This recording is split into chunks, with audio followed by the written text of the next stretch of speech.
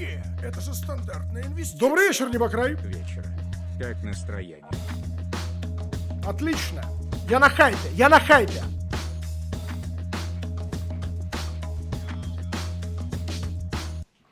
Так, у нас осталось 2 минуты. Я все-таки, наверное, пока у нас стрим... Сейчас что-то громко, что-то громко. Будем буквально секунд за 10 до начала самого феста начинать уже серьезно как-то комментировать происходящее. Пока что собираемся, размещаемся. Можете подонатировать, я не против.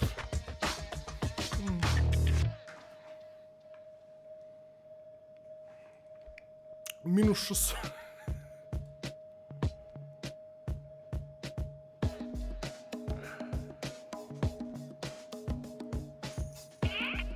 Ну чё, здорово, чатис.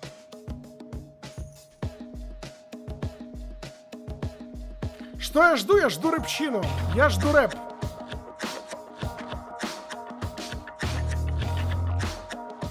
Я жду жесткий бескомпромиссный рэп, дамы и господа. Ну а что еще ждать? Так, Макс, здорово. Нравится. Я от этой презентации жду только одной вещи, это рэпчина. Навал рэпчины, все. И еще геймплей Алана Вейка. Ну, мы сегодня увидим геймплей Алана Вейка. Это вам такие спойлеры. Сегодня мы увидим геймплей Алана Вейка. Так. Все, сайты с порнухой я закрываю все-таки. Сука, кто мне After Effects, блять, включает нахуй?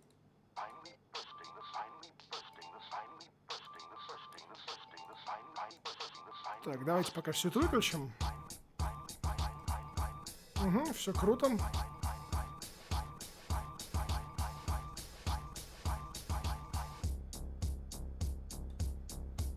«30 секунд осталось, ребят, 30 секунд. Вы на хайпе? Я хочу, чтобы вы были на жестком хайпе, ребята. Чуть-чуть осталось. Чуть-чуть осталось, и все. Доброго вечера. Доброго вечера.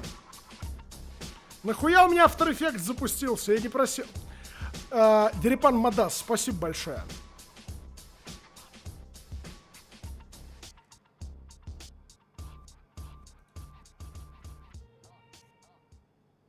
Такс.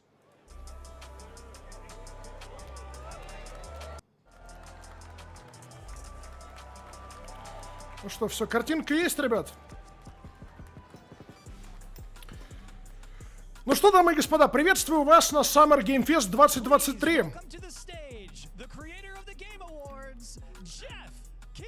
Ну и, разумеется, несменным ведущим Summer Game Fest является Джефф Килли, который его, собственно говоря, изобрел как этакий E3-заменитель. Чего мы сегодня ждем? Я сегодня ничего конкретного не жду, кроме геймплея Алана Вейка и навала рэпчины. Хочу навала рэпчины. Здорово, здорово, Джефф, как дела? Как чё? Рассказывай. Мы тебя последний раз видели полгода назад.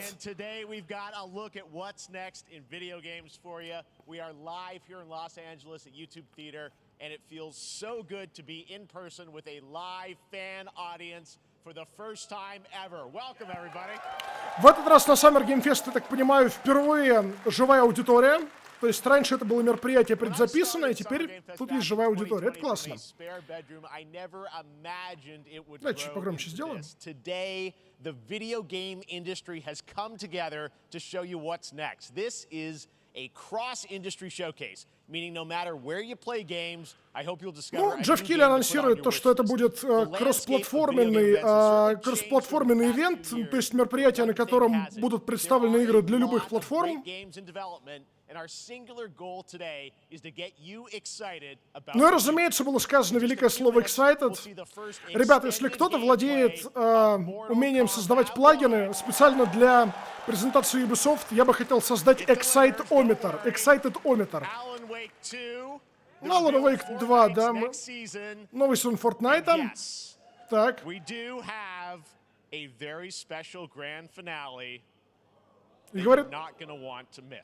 И говорит, в финале будет бомбезное что-то.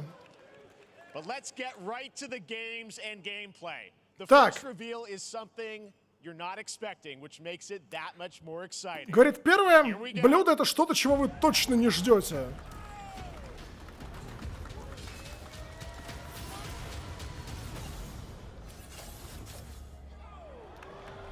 Нет, серьезно? Короче, я так понимаю, у ребят были некоторые проблемы с принцем Персии, с ремейком, с полноценным.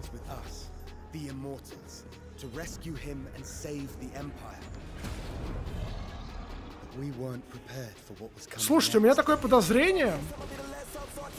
Рыбчина, сразу прямо. Слушайте, я, конечно, говорил, что я жду рыбчину, но не на 10-й же секунде первого трейлера. Ну, это 2D-платформер.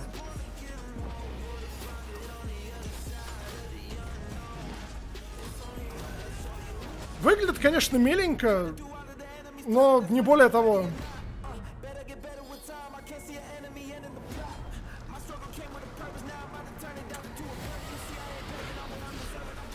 Кто-нибудь должен будет сделать на ютубе видео. Дрю смотрит Summer Game Fest, пока не увидит трейлер под рыбчину, и оно будет длиться полминуты.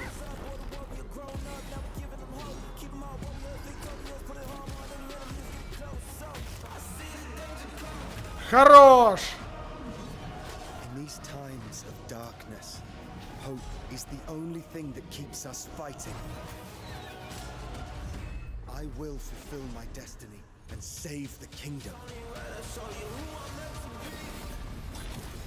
Принц оф Персия, потерянная корона, Ubisoft Original. Короче, я так понимаю, план Ubisoft такой. Они перезапустили разработку ремейка, и поэтому они решили как-то вот фанатов порадовать. И решили сделать небольшой 2D-платформер. Ну, в январе выйдет, да. Говорят, что будет глубокая боевая система, платформенные пазлы. Современное, значит, современное видение. Ну, честно скажу, это просто затычка, чтобы успокоить фанатов из-за перезапуска ремейка. Перезапуска разработки, точнее. Mortal Kombat 1, наконец-то! Возможно, я впервые за 5 лет сделаю еще один обзор на файтинг. А может быть и нет.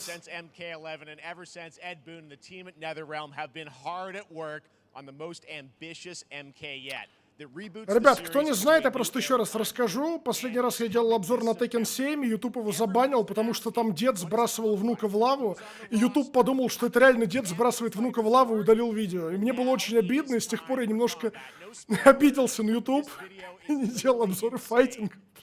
Это не шутка. Вот. Давайте посмотрим на Mortal Kombat 1.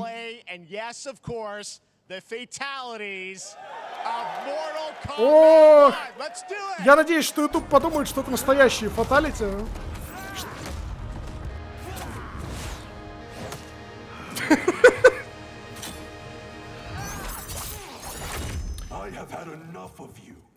Насколько я понимаю, Mortal Kombat 1 это такой софт-ребутыч. Вот. То есть вселенную перезапустили.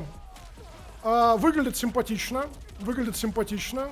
Такое комбо в мультиплеерном матче, скорее всего, ты провернешь примерно никогда. Ну, то есть я проверну его примерно никогда.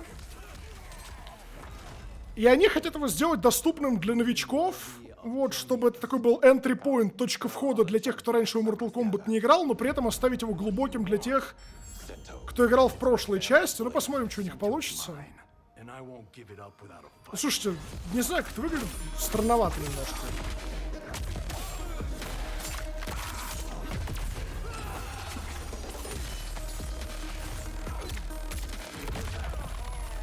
Это брутально, это симпатично.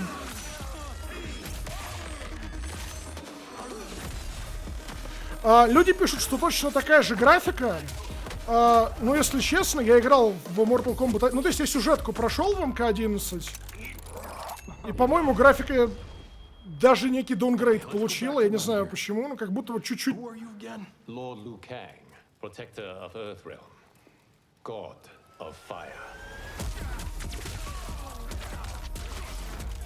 Ну, то есть она в лучшем случае такая же.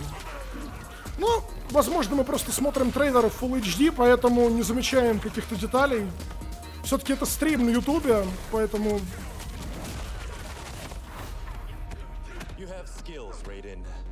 inexperienced. Whatever experience I lack, I make up for in heart. Нет, ну сюжетку я пройду обязательно, если игра выйдет в удобном окне каком-то. Красиво, красиво.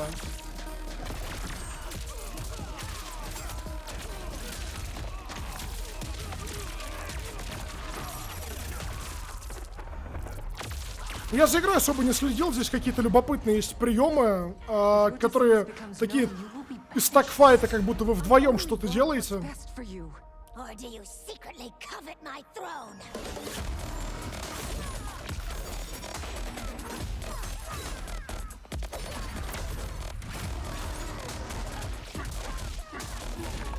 Ну да, какие-то элементы, как будто бы посреди боя можно будет призвать компаньона, другого бойца, который проведет с вами один прием.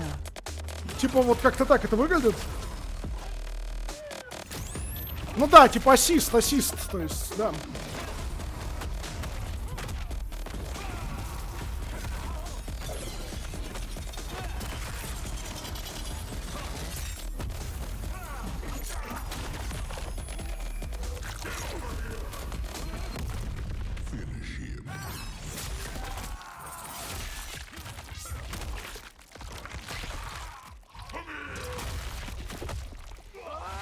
Не, ну это все, безусловно, сочненько.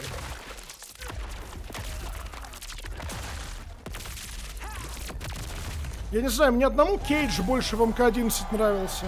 Ну, то есть, ну, прикольно. Так.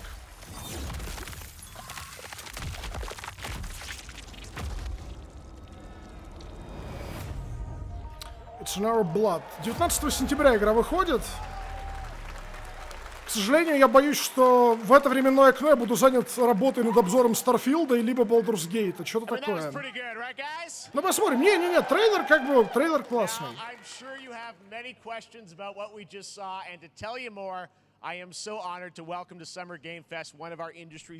Люди, которые в чате пишут слово «предзаказываем», хватит меня троллить. Не нагнетайте ситуацию. Модератор Максим за вами следит.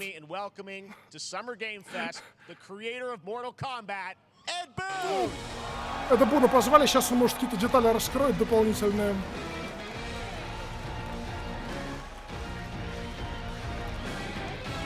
Меня вот что удивляет в Эдди Боне, ему не надоело одну и ту же игровую серию, над одной и той же игровой серией работать уже декады.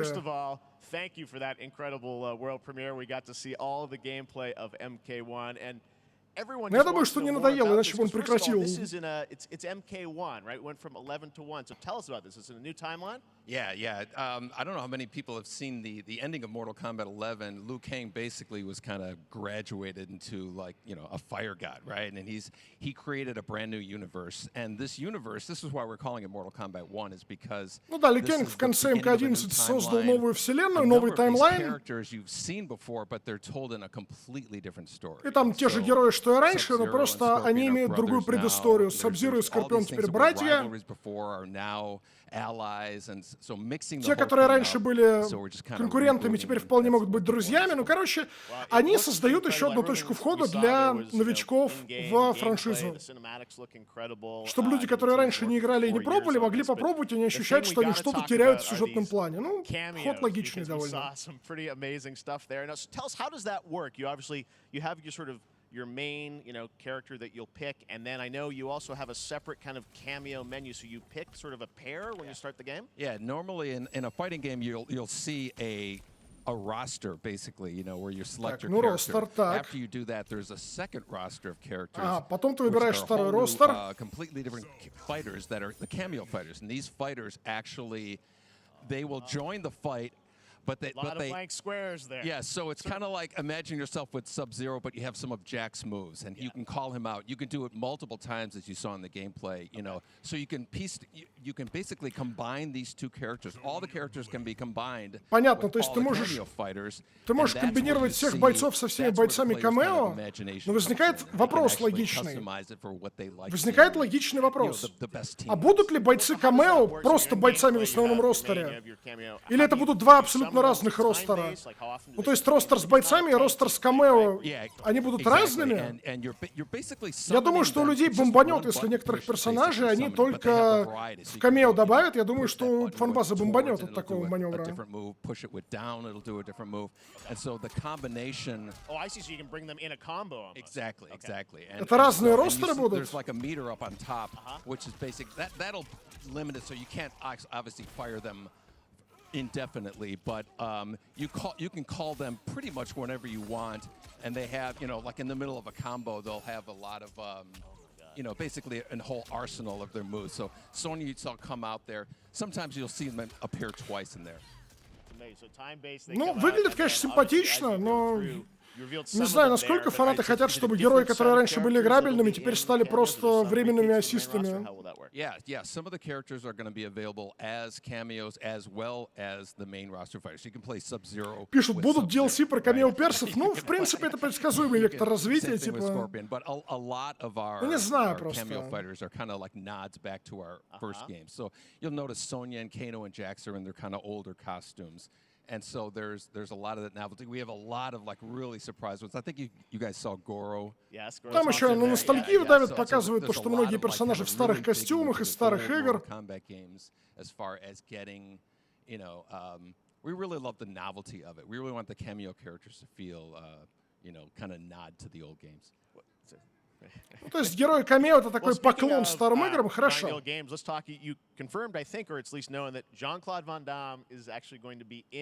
А, все-таки бойцы могут быть камео и основной ростер. People don't know the story. I mean, Bloodsport was such an inspiration for Mortal Kombat, so he finally is now part of it. It's a huge first full circle moment. You know, the first Mortal Kombat game, we originally wanted to be Van Damme, the video game. Вот это маленькая причина, по которой я редко перезаливаю стримфест на свой YouTube-канал, когда я его стримлю, потому что там очень много разговоров, очень много бесед. Ну, а здесь какие-то прикольные детали. Ну, то есть Жан-Клод Ван Дам будет озвучивать Джонни Кейджа, насколько я понял. That's right. This has been a very difficult secret to keep. Как человек, который крайне редко играет в файтинги и мало чего в них понимает, я, конечно, безумно заинтересован, потому что можно будет попробовать ворваться, наконец-то, может быть.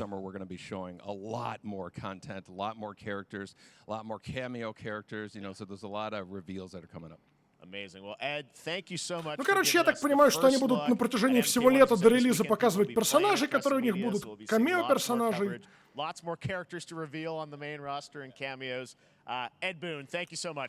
сегодня один, потому что Зиган, который сопровождает меня на ретрансляциях, он сейчас в отпуске, но он обещал прибыть к трансляции Xbox. Так, для Diablo 4, так, хорошо, релизнулось.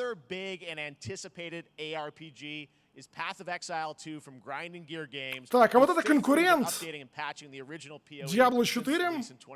Апдейт какой-то для Path of Exile будет.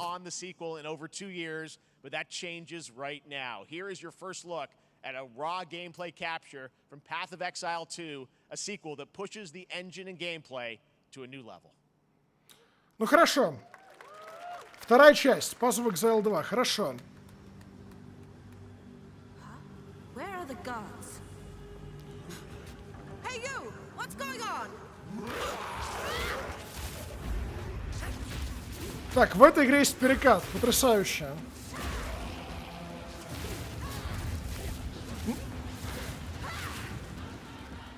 Ну, выглядит миленько.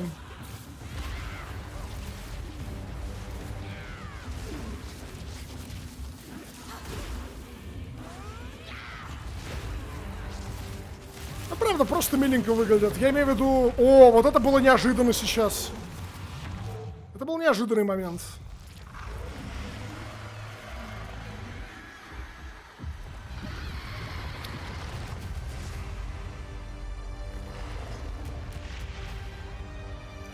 Но я все-таки был бы не против, если бы... Ага, понятно. 28 июля больше расскажет. Если бы этот трейлер демонстрировал какие-то фундаментальные отличия от Diablo, ну... Ладно.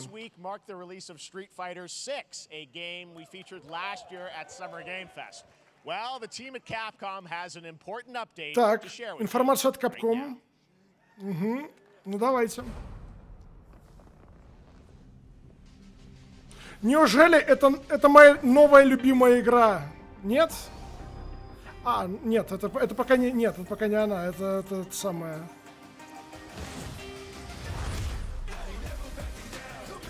Это все еще продолжается история Street Fighter. А, нет. Нет, это действительно моя новая любимая игра Exoprimal. В нее, я так понимаю, добавят персонажей из Street Fighter, чтобы это было забавно. Типа... Нет, ребят, я угадал, это Exoprimal.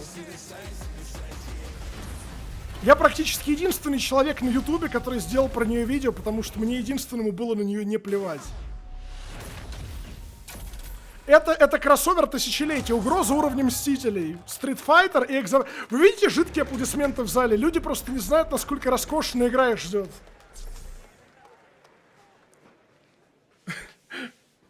I'm guessing Ryu from Street Fighter facing off against a dinosaur probably wasn't on your bingo card for today's show. That Street Fighter Cross Exoprimal collab will launch in the fall with the game coming out on July 14th. Ну, короче, осенью будет эта великая коллаборация. Так. Но это не самая сумасшедшая коллаборация, говорит, сегодня. Сейчас что, еще будет безумнее?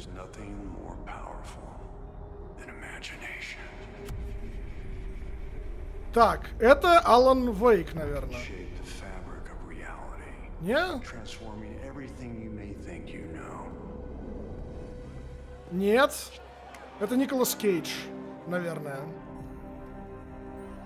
А, Николас Кейдж будет в Dead by Daylight. Я просто думал, что это самое. В начало... Понятно. Понятно. Хорошо. Это нельзя было предугадать. Сам Джефф Килли говорит, я не знаю, как такое происходит, но... This man's bold creative choices have earned him an Academy Award and a few memes on the internet across more than 4 decades of incredible films. Please join me in welcoming to Summer Game Fest, Nicolas Cage! Николас Кейдж, значит, хорошо. Нет, это все, конечно, замечательно, но... Thank you, everybody. Thank you. Happy to meet you. Nick, I gotta say, welcome to the video game world. Oh, wow, yeah, thank you. I'm so happy to be invited to your very, very cool club, everybody. Finally, I mean, I gotta say, this is such a crazy, unexpected collaboration. I gotta understand, how did this come about? I mean, some people be like, oh, maybe... Джефф Килли спрашивает, как это вообще произошло. Я тоже не понимаю, как это произошло. И что самое главное, я не понимаю, кто об этом, блядь, просил. Но играют такие люди в асимметричный, значит, мультиплеер. И думают, ёб твою мать, вот бы за Николаса Кейджа поиграть.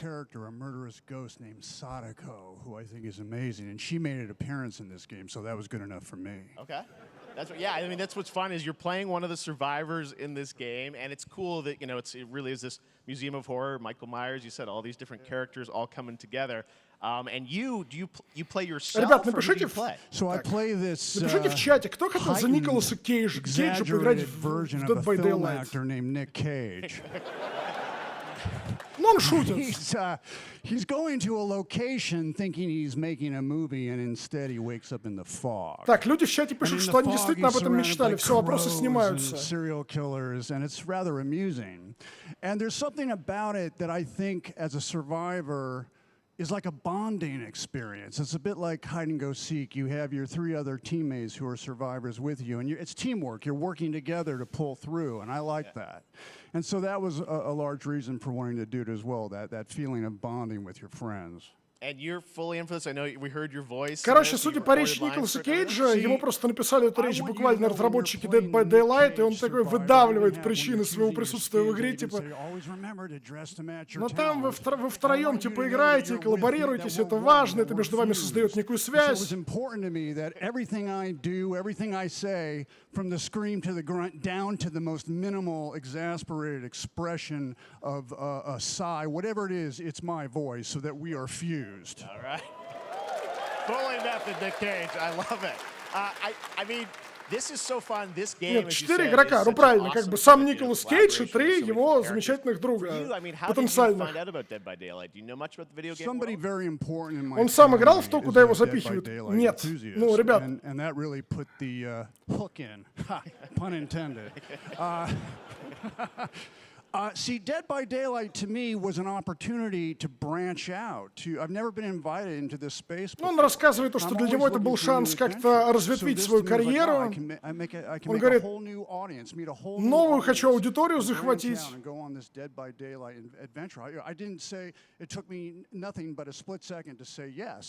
Ну, короче, я очень рад, что Николас Кейдж решил попробовать себя в игре, но просто для того, чтобы проявить свой актерский талант, он выбрал не тот тип игры. Was that every move you make when you're doing this, when you're in the gaming space, it's timed down to the split second. It's a very immersive experience when you're acting out in this space because every move, every grunt, every sigh you make has to be timed perfectly with the gamer's moves. So that was something that I learned from this, and I'm always looking to learn something. Well, we love having you in the video game world. We want to see Nick Cage in more games. Thank you. Thanks, guys. Nick, thank you so much. Hopefully the first penny. Nicolas Cage. Короче, давайте будем просто откровенны. Джефф Килли буквально решил зафлексить тем, что он может притащить на сцену Николаса Кейджа. И еще немножко дополнительно легитимизировать видеоигровой мир, хотя в дополнительной легитимизации, по-моему, он уже и не нуждается, да, как бы, ну. Но просто очевидно, что это будет не какая-то великая роль, где Николас Кейдж сумеет проявить свой там талант невероятный.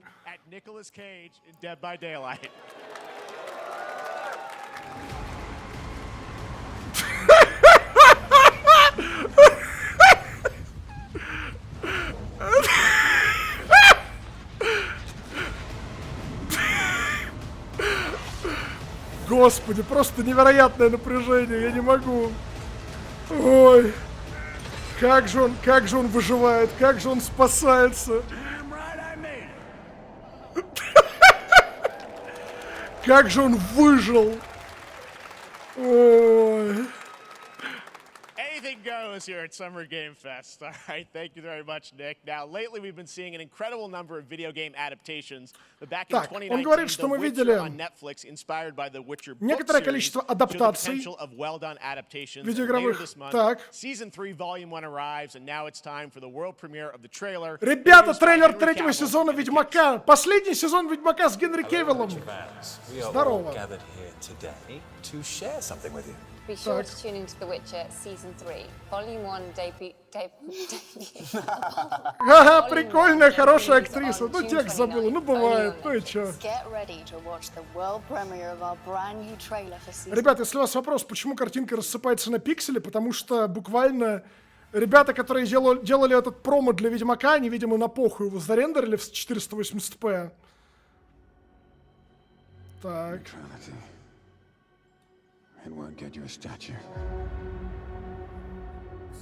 Последний сезон, который люди посмотрят просто ради Генри Кевилла.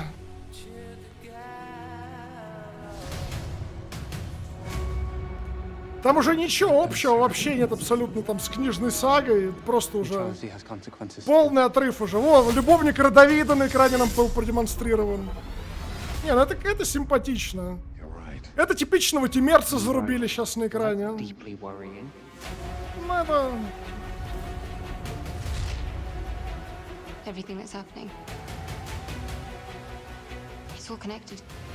Все, что происходит. О, Хогвартс! Это танец, скорее всего, но это Хогвартс. Но я надеюсь, что это танец.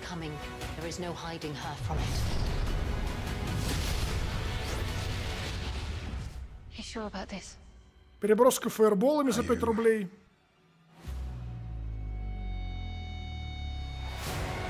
Этим летом!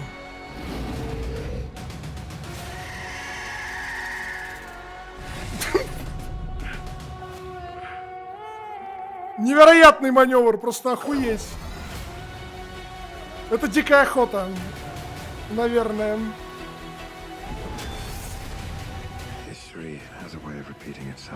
История повторяет саму себя.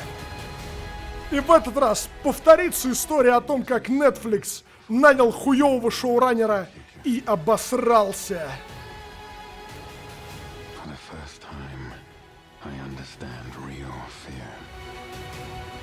Я впервые, говорит, страх испытываю, ну ладно. Не, боевая сцена неплохая.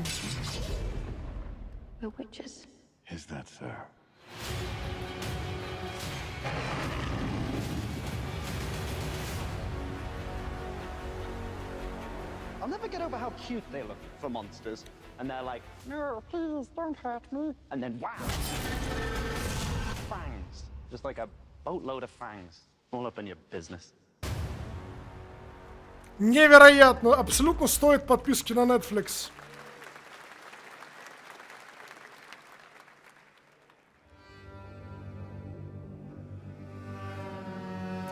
Так, от создателей Vanishing Witten Carter, Bulletstorm и что-то там еще.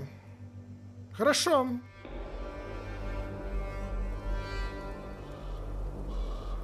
Выглядит атмосферно, но чуть-чуть устаревше. Такая графика эпохи PS4, но при этом атмосферно. Так. Неужели это наконец-то тот шутер с перекатами и револьверингом от первого лица? Witch Hunt.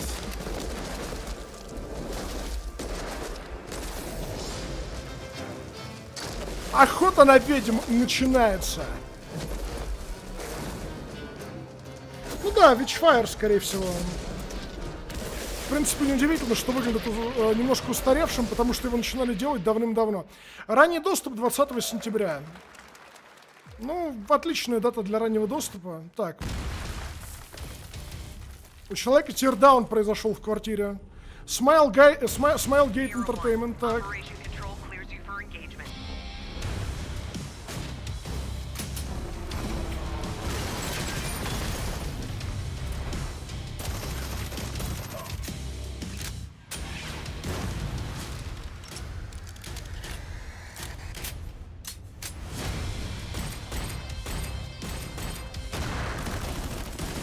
Неужели это наконец-то калибр 2?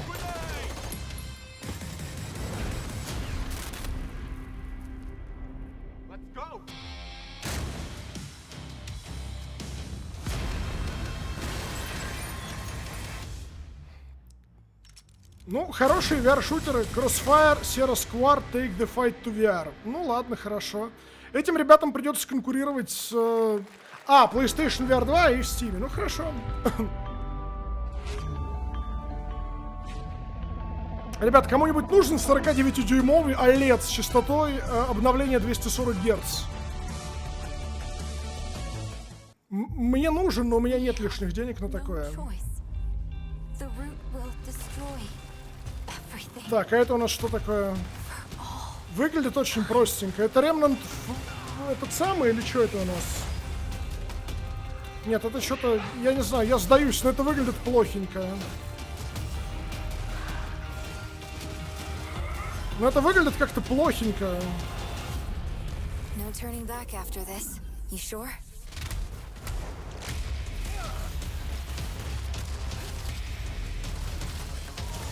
Просто кооперативных шутеров у нас не то чтобы мало, но и не то чтобы много. А хороших кооперативных шутеров вообще раз-два и обчелся. Но этот они пытаются Destiny копировать буквально.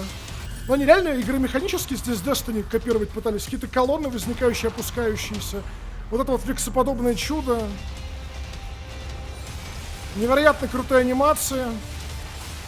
Ну, короче, ребят, если кому-то хотелось дешевый кооперативный шутер от третьего лица, то вот это вот оно, наверное.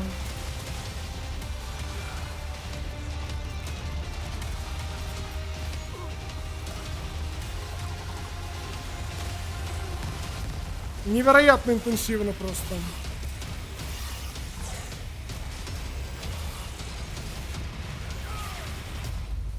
Да, Remnant 2. Ладно.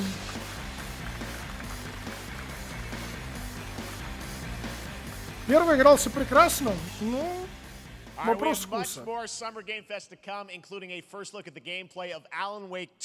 Wake 2 нам покажут. Новый сезон Fortnite. И еще сюрпризы.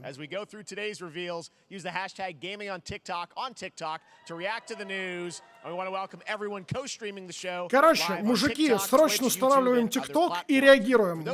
Просто невероятно интенсивно реагируем. Я просто уже бегу устанавливать ТикТок. Так, сюрпризы. Легендарный герой видеоигровой, вернется в новой игре, которую с нуля создали.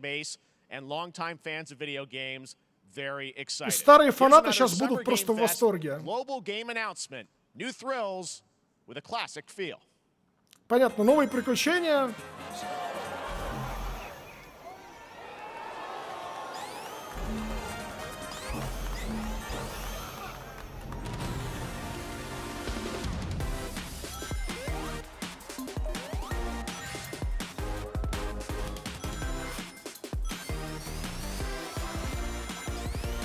Соник?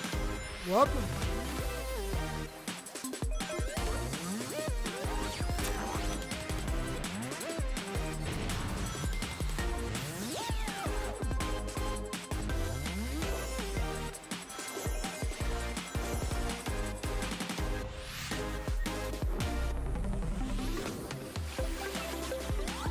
Понятно, миленький кооперативный платформер, ну окей.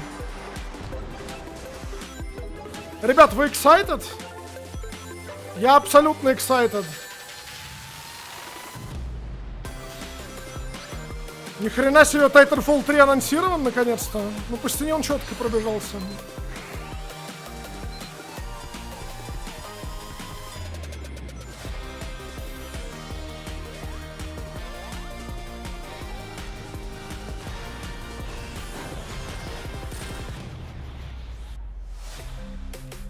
Sonic, Superstars, New Thrills, Classic Feels. Ну и все.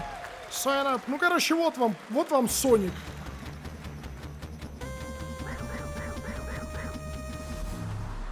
Выйдет осенью 23-го года.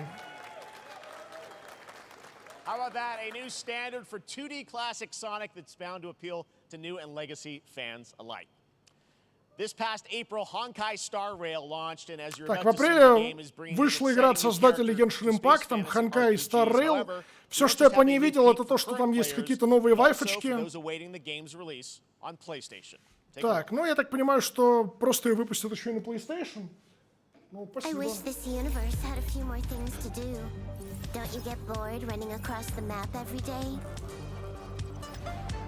Team Trailblaze back from duty. Mission 1 accomplished. Where's our next stop? I can't wait.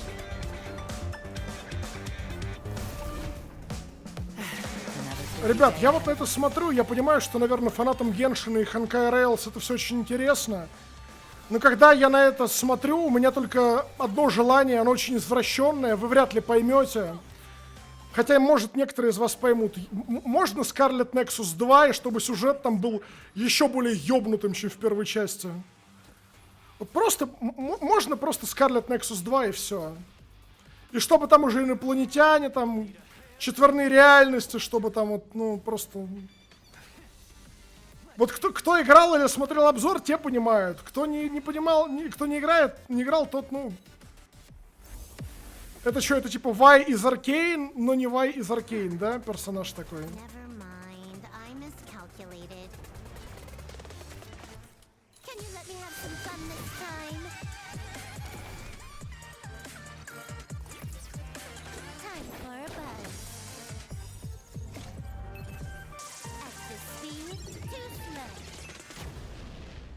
Понятно, короче.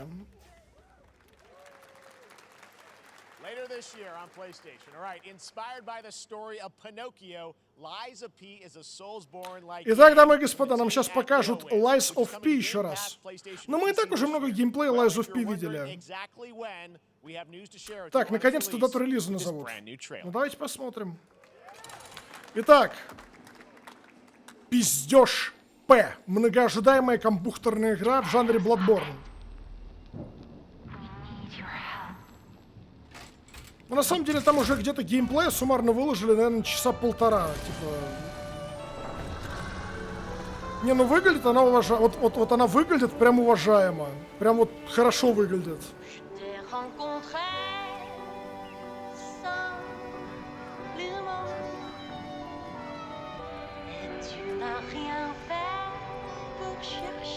Я бы, конечно, сказал, что это выглядит как Steel Rising здорового человека, но дело в том, что Steel Rising уже великая игра. Ну ладно, хорошо, это выглядит как Steel Rising здорового человека.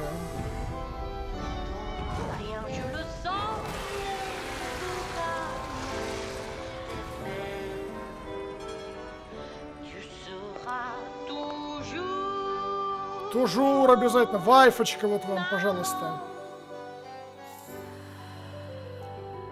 Эрт 3 вот вам. Не, ну тут стиль определенно есть.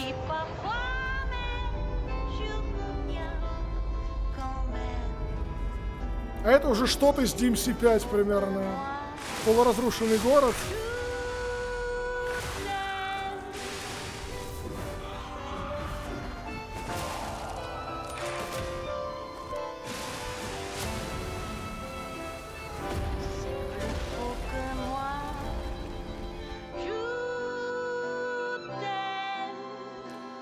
Короче, если кто хотел разваливать автоматонов за Тимоти Шаломе, вот вам, пожалуйста, игра про это.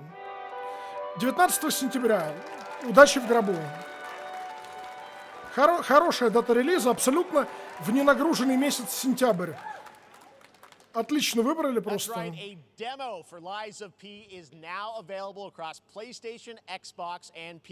Во, мы это поиграем.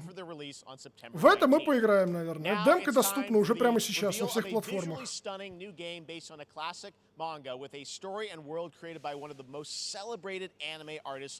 Так, один из самых... Так, игра, значит, в сотрудничестве с каким-то знаменитым автором аниме. Так, ну давайте посмотрим. Главное в сентябре его выпустить, а то в сентябре мало релизов очень.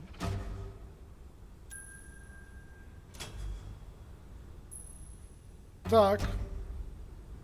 Невероятно открытый мир.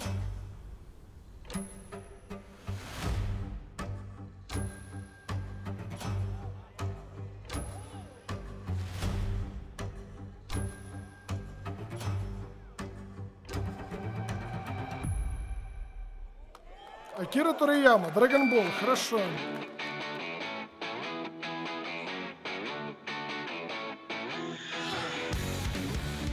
Присоединяйтесь к приключению в загадочном пустынном мире. Ребят, давайте будем откровенны. Каждая вторая игра в открытом мире — это игра в загадочном пустынном мире, нахер.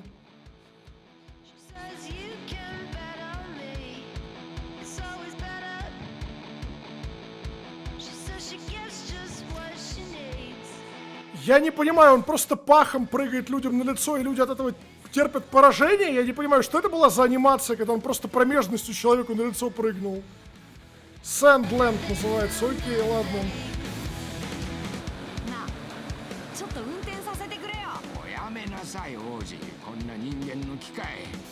Давай, релиз в сентябре. Релиз в сентябре нужен. Нет? Слабенькие. Не осмелились.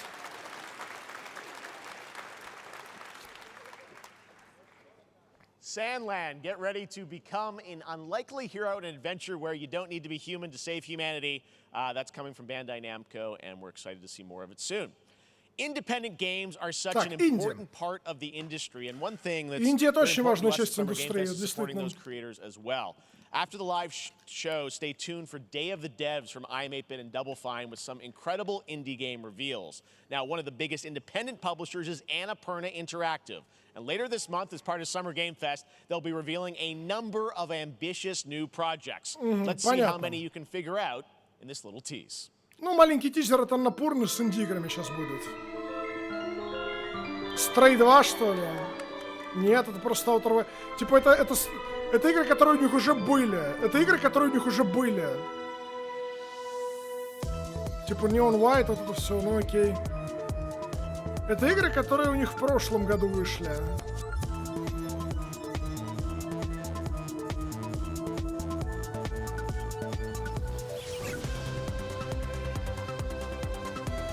Ну, может, они для них какие-то DLC сделают, или типа того.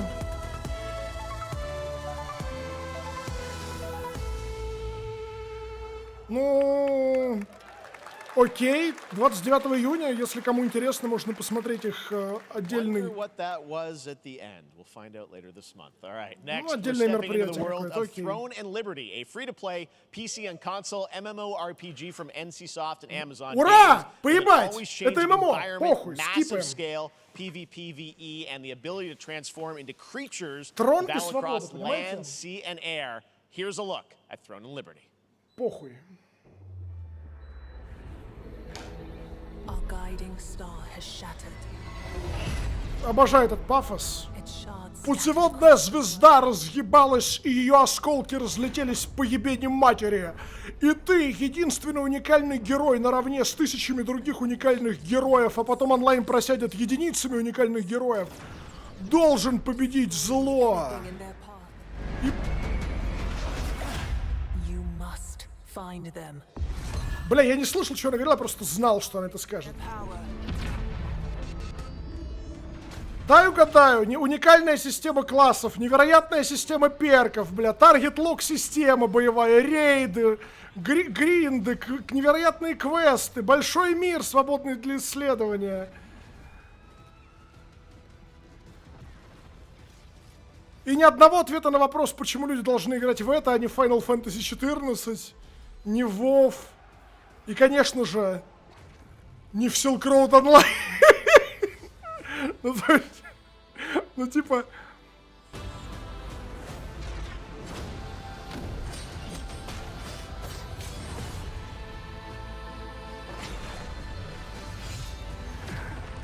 Невероятно просто.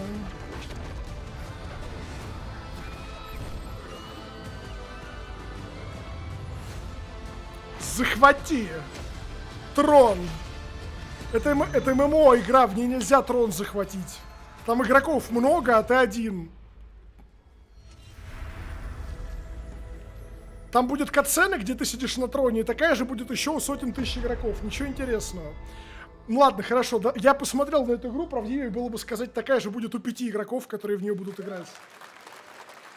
Looks great. I also want to say hello to everybody watching on Steam right now. I'm sorry we don't have any free Steam decks for you right now. Steam деков свободных нет пока что. Steam Next Fest does return, giving fans a chance to try out hundreds of new in-development games. One of them is the free-to-play medieval fantasy sword-fighting game Warhaven from Nexon, which lets you transform into supernatural immortals. Here's a new look. Так, какая-то игра от Nexon. Можно в Immortal'ов превращаться. Невероятно просто.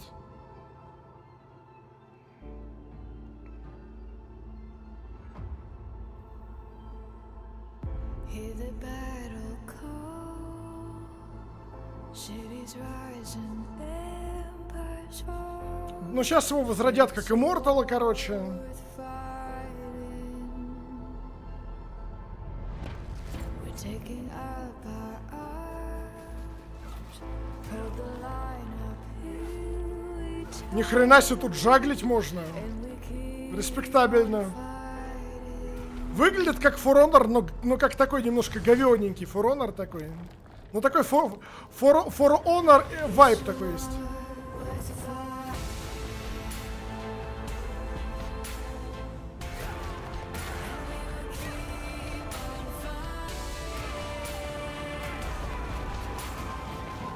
Буду я дрочить, скины покупать. Покупай бустеры, покупай сезон пасс, иначе ты банворд. Оу.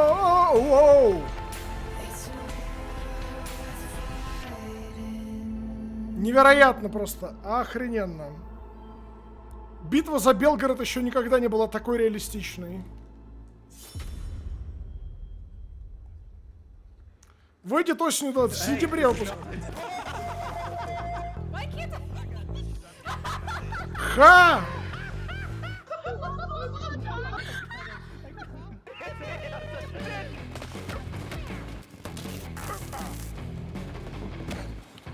Это моя любимая категория игр. Тебе должно быть весело, потому что стримеру весело.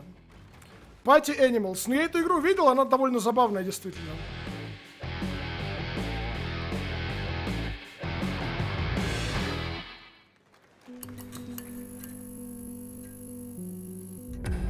Pilgrims, summer is coming, and with it, a lot of cool stuff will make its way to Dying Light to stay human. Итак, Dying Light 2 получает обновление. Dangerous nights and roaming volatiles, complete with improved parkour, rolling out with the next update in June. Then, right after that, we'll kick off an event season like you have never seen before. Trust me, for one of them, you will want to get your butt barbed wired. Very soon, you will get the deadliest summers to date. Понятно, то есть вместо... То есть вместо контента Dying Light 2 нам показали про... Ёб твою мать, ребят. Это не у меня сейчас было, это сейчас было там. Вместо контента Dying Light 2 вышел мужик, говорит, я дам вам контента. Охрененный анонс, правда? Просто тупо вышел, говорит, ну контент будет, обещаю, и пошел дальше. И это что нам показывают? God2... Crash Team Rumble, понятно. Так,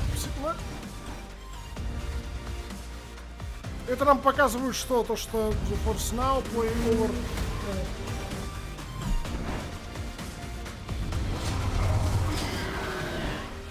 Это действительно был анонс мужика, анонсирующего анонс. Бери контроллер и играй. Короче, я так понимаю, что это реклама телеков, которые встроены до хера облачных сервисов, чтобы ты мог играть без приставки.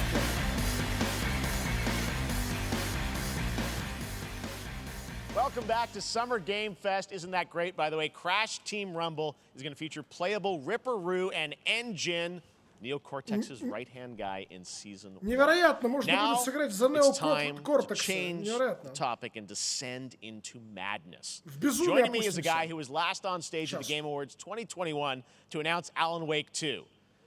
He's come all the way from Finland. Please welcome from Remedy, Sam Lake. Sam Lake. Этому джентльмену мы рады всегда. Так, ребят, вот сейчас хайп. Good to see you. Looking dapper as always. Thank you. Thank you. Вы посмотрите, Well, we как are so какой-нибудь дрип. excited because when you announced Alan Wake at the game, or Alan Wake 2 at the Game Awards, you said 2023. We are in 2023. It's coming this October, and we are В so октябре excited выйдет. about this, Sam. I know it's been a Ребята, у long меня уже time хорошая новость. coming. Ну все, он уже в октябре выйдет. По-моему, там дату релиза уже называли. Ну, в принципе, хорошо. So Главное, tell что us не в about what can we сентябре. expect in the sequel. It's been quite a journey, yes. Yeah. Alan Wake 2 is Remedy's first survival horror game. Это первый survivor хоррor. Два играбельных героя. Но мы это уже знаем. Игра будет поделена 50-50 между героями. И у них у каждого будет свое путешествие. И все будет связано. И можно между ними переключаться в определенные моменты. Yeah, we saw obviously. И можно выбирать, за кого проиграть момент, я так понимаю. The second character. Tell us a bit about her. She's in Bright Falls, and she's sort of living a narrative that Alan has written. Is that right? Well, that's a good question to ask going into this. So yes, we have Alan Wake, our title character, of course, trying to escape from the nightmare dimension of the dark Все еще place. Alan Wake And then пытается we have выбраться из Saga, кошмара. our new hero, FBI agent, И агент coming ФБР to the Сага. Pacific Northwest small town of Bright Falls, together with her partner, И она Alex прибывает Casey. вместе с Алексом Кейси, она прибывает в Брайт Фоллс, город, где вот это озеро с кошмаром, чтобы расследовать какие-то... Так. Ага, они приезжают расследовать серийные ритуальные убийства. The investigation turns into a nightmare when they discover pages of a horror story. Ну, короче, их расследование идет... То есть есть вероятность, что история этой саги написана самим Аланом Вейком. Ну, хорошо. Interesting. So obviously, it's Alan is still going to be playable in the game. You're going to experience his journey, but Saga, this is sort of new character, and there is that sort of link. Tell us a bit about. You said split 50-50. Do they have separate missions? Так, вот это интересный вопрос. А как именно игра делится между героями? Так. Yeah, we go into the experience playing as Saga. Так, мы начинаем играть за Сагу сначала. It's a sequel, but it's also a standalone experience. We are not expecting. Это сиквел, но при этом не обязательно прям знать первую часть до конца. Но надо лучше, это я вам говорю от себя, но Сэм Лейк говорит, что можно и со второй части начинать сразу. Very quickly, she has to learn to survive, and with that, all the players will be on that journey with her. And then we open up the experience so that you can hop to play Alan Wake in the dark place, as he's trying to find his way out, and you can keep on playing as Saga in the Pacific Northwest as the investigation goes on. То есть ты можешь выбирать, за кого играть в конкретные моменты. За Алана, либо за Сагу. И там будут... Но правильного пути не будет, то есть можно выбирать. Можно всю игру пойти почти за Алана или почти всю игру за Сагу, либо можно переключаться между ними постоянно. Telling challenging, interesting narratives in unique ways. I mean, Remedy's always been known for that, and you especially. So вот это интересно, как они это реализуют. То есть он говорит, что можно игру почти всю пройти за одного персонажа, а можно переключаться. I know you brought with you some gameplay of Saga's adventure. We're just going to see a raw segment of the game, right? Yeah. Так, геймплей. First time ever. This is early on from the experience. They're hyped, Sam. They're ready for it. Геймплей, давай показывай. Говорит, это ранее часть игры. Supernatural forces of darkness have brought the murder victim, in this case, back to life as a monster. And Saga is outside Bright Falls at Cauldron Lake. Сага на озере Колдрон, где как раз Сэм, где как раз это самый Алан Вейк. И, короче, одна из жертв преступлений, вот этих, которые расследует Сага, превратилась в некоего монстра под влиянием тьмы. Ну, смотрим за Сагой. Так.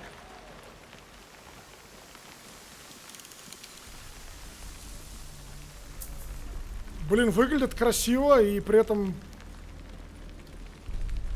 служебный пистолет в качестве оружия, окей. Фонарик в руке есть. Ну, тут я сразу скажу, что качество из трансляции на ютубе может быть не очень, но дизайн у локации, конечно, да.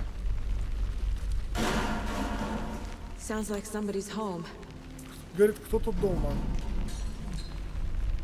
Вот мне очень нравится звук дождя, короче. Прям хороший такой.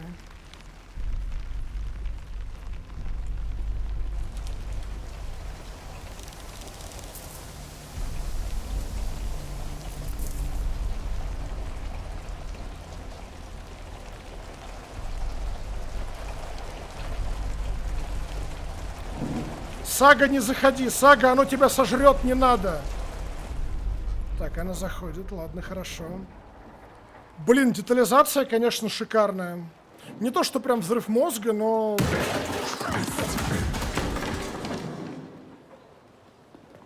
Ладно.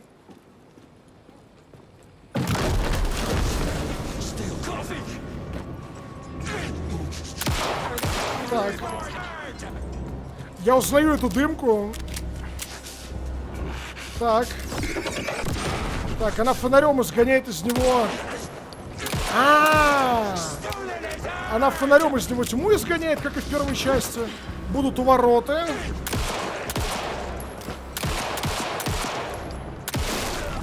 Ну и враг выдерживает довольно много попаданий.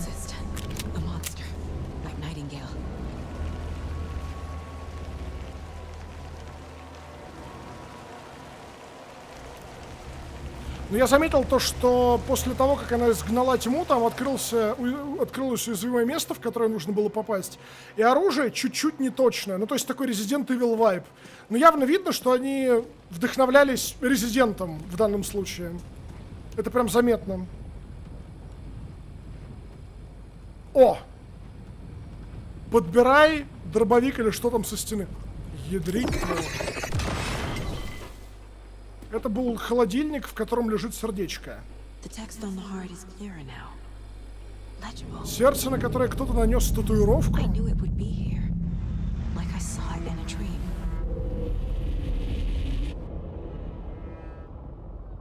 Ну, неплохо, но мало. Мало.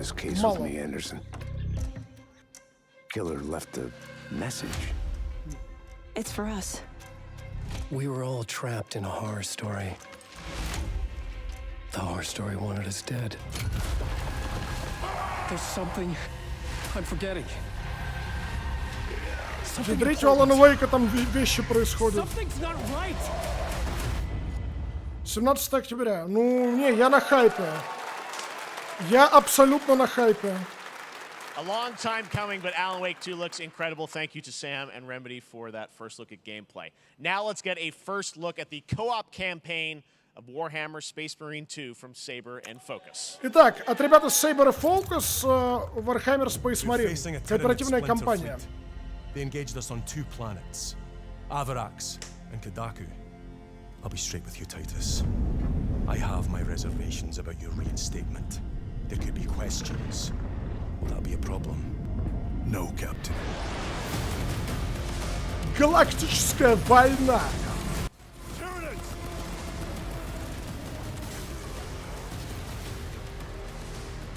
Ты нужен Империуму.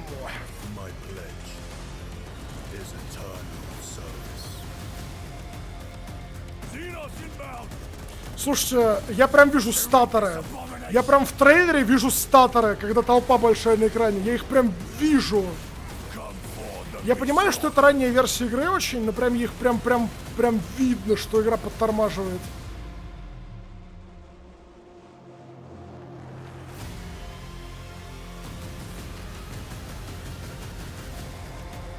Ну да, компания до 3 человек.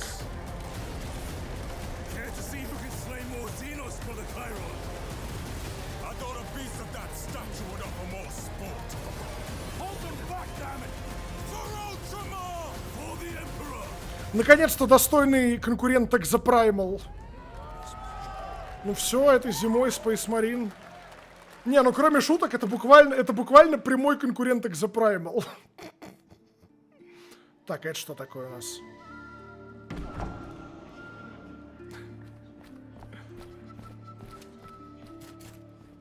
Кого? Так, какой-то охотник за головами королю голову принес. Что-то очень средневековое происходит. Это все, что я могу понять на данный момент. Храбрые по ночам. Это название буквально студии разработчика. Храбрые по ночам. Моя картоха. Так, это что? Это чойсер какой-то? Типа симулятор короля?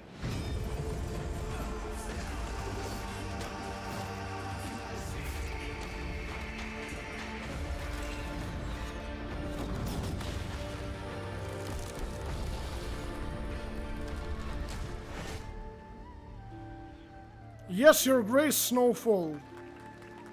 Но мне же казалось, что Yes, Your Grace это как раз и есть чойсеры, да, такие типа. Beautiful indie game, Yes, Your Grace, Snowfall. Now it is time for another global game announcement, and this one comes from the minds of Saber Interactive, Focus Entertainment, and yes, horror master John Carpenter. It's a brand new world, a brand new story, and looks like a heck of a lot of fun. Check this out. Так, ну давайте, какая-то новая история от фокусов и от сейберов, и от Джона Карпентера. Новый IP. Каждый хороший хоррор начинается с того, что кто-то едет в лес.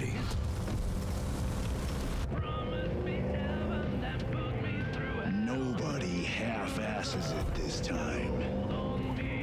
Ruby.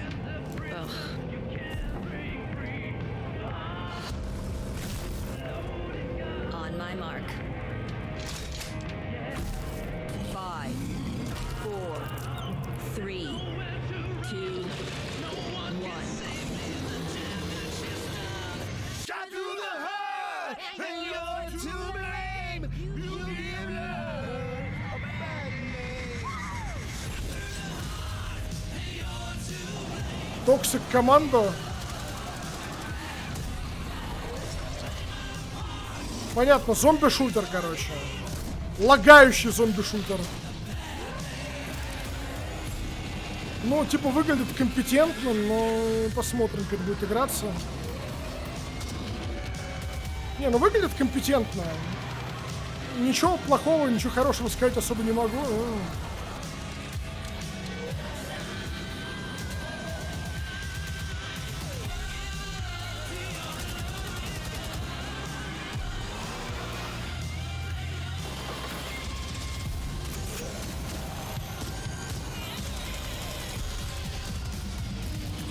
Слушайте, это еще один трейлер, в котором я вижу 20 FPS. Я буквально вот уже третий трейлер подряд вижу то, что игра лагает. Причем жестко. More unexpected collaboration. Sean Carpenter and Saber with Toxic Commando. That looks tons of fun. You guys think any of those zombies made it? I don't know. All right. Well, this August brings the long-awaited full 1.0 release of Baldur's Gate 3. And today, a new member is joining the cast. We're about to see the reveal of Lord Enver Gortash, the commander of a mechanical army of Steel Watchers. Так, еще одного персонажа нам сейчас покажут. Или это антагонист просто? Кто это? В это мы играем, обязательно. Enver Gortash, swearest thou by Baldur's blade to defend the citizens of Baldur's Gate. И у него есть целая армия механических солдат. Как же это охуительно выглядит для РПГ классической. A new age is upon us. Gods have mercy on those who would stand in our way. A mad dog understands the yank of the leash on the hand of its master, but it cannot be an equal. You can be my equal. There's an old wisdom. A brittle alliance can never be mended. It can only break. I want to lead this city to glory, not scorch its earth. Friends, allies, to my side. Let us usher in a new dawn. Не, ну актерская игра хорошая, но это нам показывают прям Baldur's Gate сам. What do you say? Shall we be allies? Как же я хочу эту игру. Вы не представляете, как я ее хочу. It isn't you I answer to, Gortash.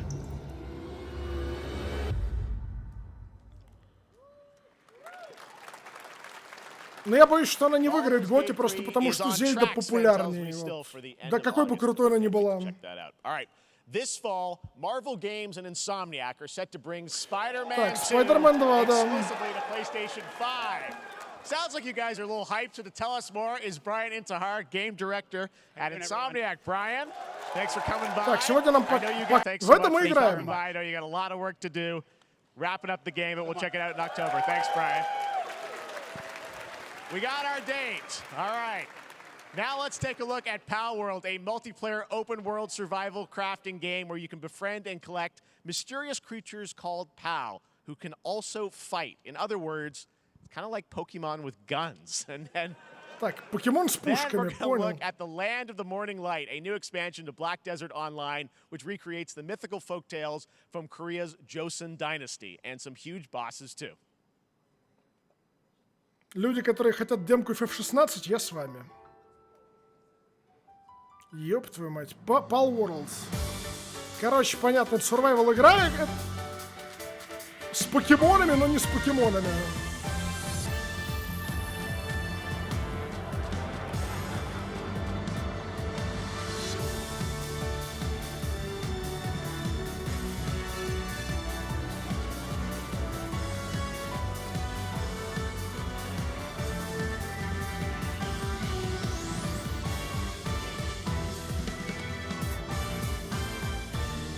Я хочу! Это мне надо! Я еще не знал, что мне это надо, но теперь я думаю, что мне это очень надо.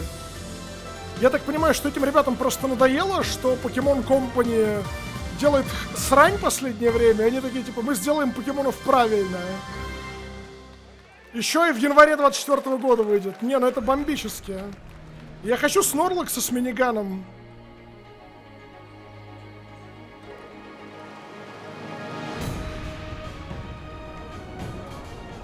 Так, а это что такое?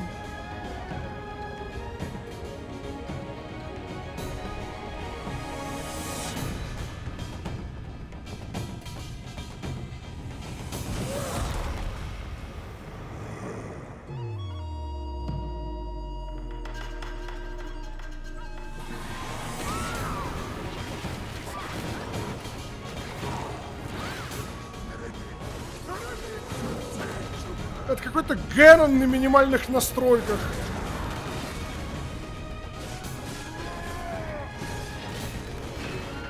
Короче, кто-то придумал Souls-like, но вместо ударов мечом магия. Land of the Morning Light. Black Desert. А, ну это Black Desert, окей, ладно. Дополнение какое-то. Новый класс, окей. It is time we told it ourselves. Так. With hammer and axe we mine and sculpt. Across Middle Earth, delving for riches. Наконец-то симулятор гномов Средиземья. Так, это море. Симулятор моря. Охуенно.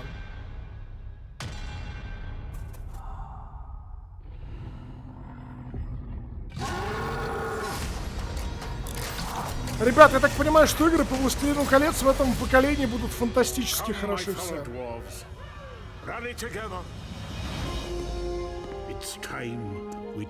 Ребят, задумайтесь, Голлум закончился именно в море. Возвращение в море еще осенью 23-го года. Я боюсь, что в эту море не вернется нахуй никто вообще абсолютно. Блять, откуда они берут эти охуенные идеи вообще? Игра про Голлума, блять. Игра про то, как гномы копали морю, нахуй. Чё там дальше, это самое? Игра про то, как патрульный на Гондорской башне чесал залупу, бля, во время там второй эпохи.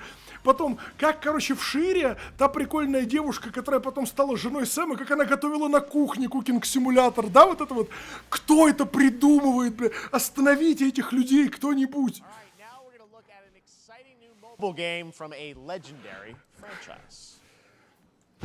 Я просто в шоке. Так, Final Fantasy Rebirth. Да? Да? Rebirth? Вторая часть ремейка. Мы все еще не знаем Сефирота. Нет, что?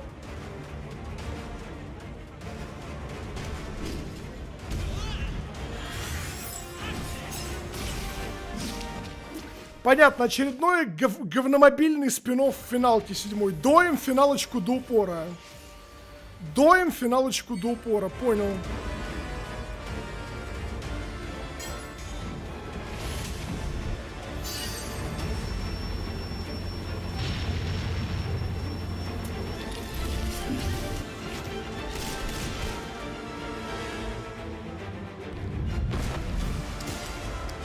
Невероятно просто.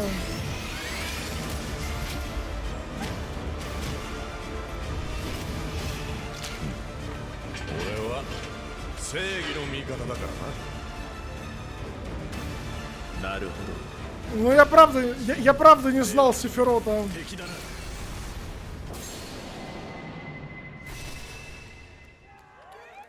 Ever Crisis. Pre-registration begins now. Понял. Я воздержусь, пожалуйста. Pre-registration for Final Fantasy VII Ever Crisis has just started, and users will have the chance to participate in an upcoming closed beta test. Now, speaking of Final Fantasy... Так, нормально. Нет. Today during Summer Game Fest, DoorDash has your back. You can get a free burrito when you order from Taco Bell using the code GameFest. Plus, get the chance to win a Final Fantasy 16 prize pack. DoorDash, stay in your game. Yep, we got you. All right. Now here's a look at a game we debuted last year at TGA. Ghosts of New Eden, the story of two ghost hunters in the haunted wilds of North America. Как же он наебал, а? Так, это что, Артур Морган? Life to the living, death to the dead. Don't not? Так, это интересно. We are banishers. We end suffering for those who live. Мы изгонятели. Мы заканчиваем страдания для тех, кто живет. We bring closure to those who don't. Мы завершаем существование тех, кто... Us back, Red. Короче, понял. I want revenge on what killed me. I want to live. Короче, это Ведьмак в интерпретации Don't Not. И, судя по всему... Там выборы будут.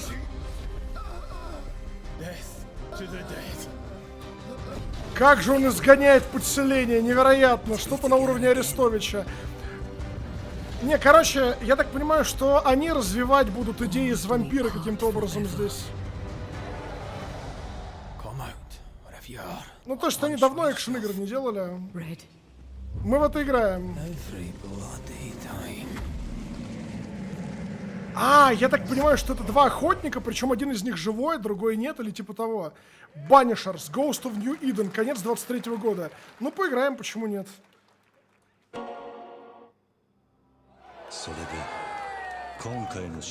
О, это Якудза. あなた好みの単純な力仕事です。ある人物を警護していただきます。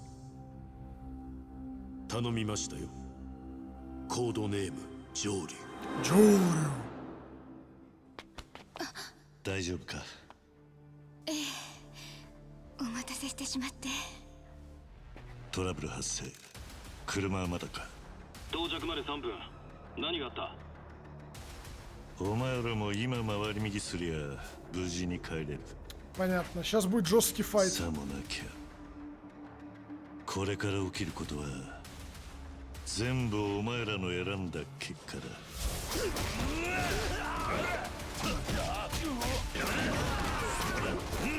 Нихуя себе! Что вообще происходит? Что я пропустил? С каких пор он владеет телекинезом?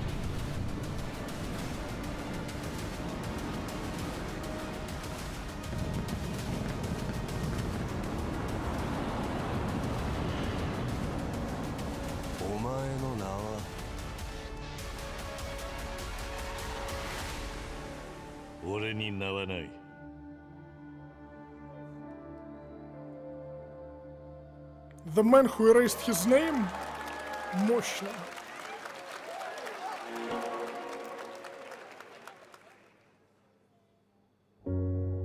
Good morning, Stanley. It is 7:32 a.m. I hope you have a productive day. Change username to just Stan. Параллельная студия показывает нам некую игру про проживание в подводной лодке.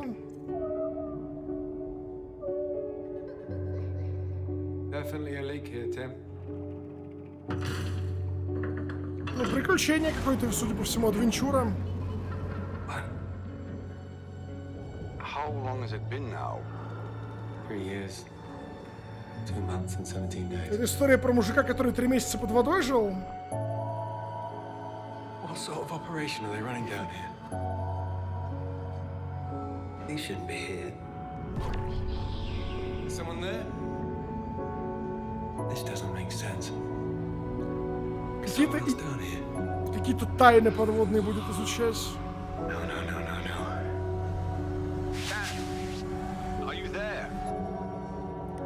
Под волнами. В 29 августа. Понятно. В гроб нахуй.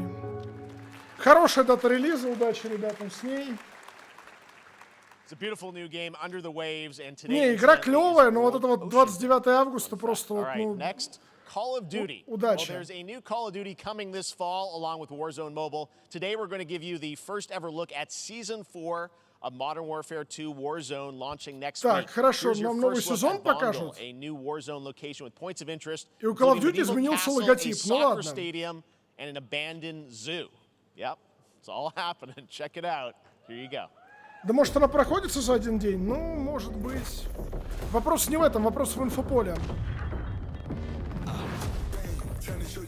Я просто поясню, как бы, проблема в том, что инди-игре, в отличие от какой-нибудь Call of Duty, крайне важно инфополе. Крайне важно. Оно решает очень сильно. И если выходить в момент, когда СМИ заняты и блогеры другими играми, ты просто теряешь продажи.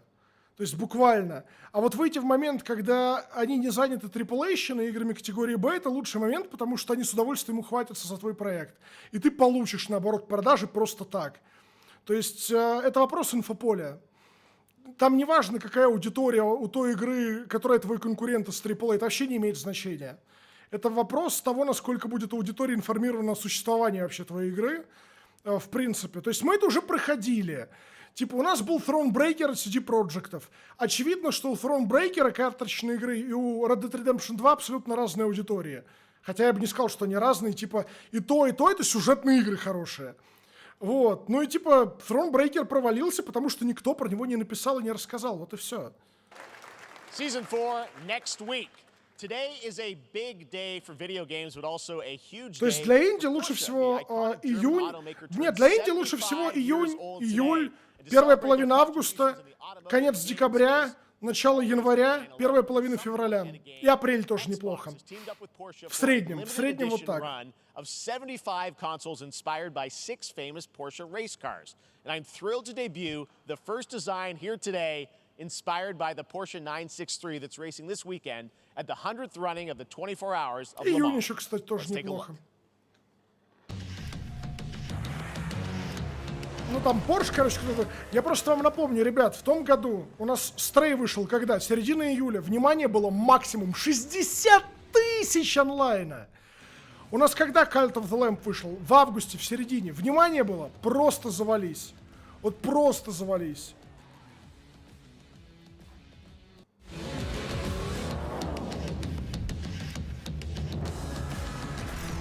А что будет в августе-сентябре с крупного? Сентябрь забит под завязку вообще. Baldur's Gate, Starfield'ом. Там еще что-то сегодня анонсировали у нас. Короче, можно выиграть паршовый Xbox One X. Ребят, обзоров игр в этом месяце вообще не будет, скорее всего. Может, и будет, я не знаю. Просто не хочу в игры сейчас играть, я чилю от игр. Я от них устал. Phoenix Labs are building the next great entry into the cozy farm sim genre. We all like a cozy Следующий game вид будет аналитика, если кому интересно. like Так, Fay Farm, хорошо Previously смотрим. announced for Nintendo Switch, there's now some exciting news for PC players too. Let's take a look at Fay Farm.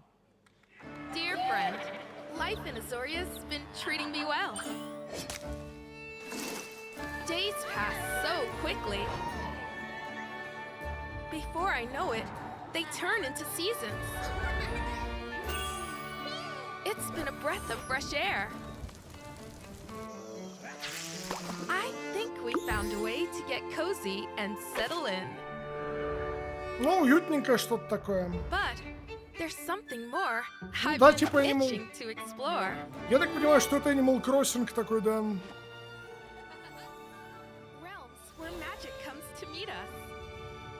As long as we're prepared, we can face anything. Охуеть просто. So, what do you say? There's so much yet to discover. Are you ready? Понятно, игра про то, как коммунисты представляют коммунизм. Потрясающе. Давайте дальше.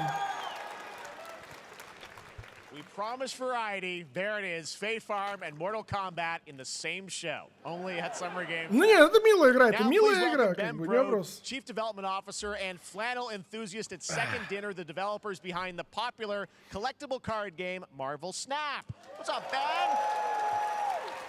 Man, you guys have been on fire. Last time I saw you was at the Game Awards when you won. Нет, Snorlax с миниганом — это то, как либералы представляют свое идеальное общество. Не путайте. Over there, right? Yeah, it's been exciting. We've been doing a bunch of new features, some of the wildest cards we've ever made, and новый контент для Marvel Snap, новые режимы. Is that a segue, Ben? Certainly, yeah. I'm excited to announce Marvel Snap's biggest update ever.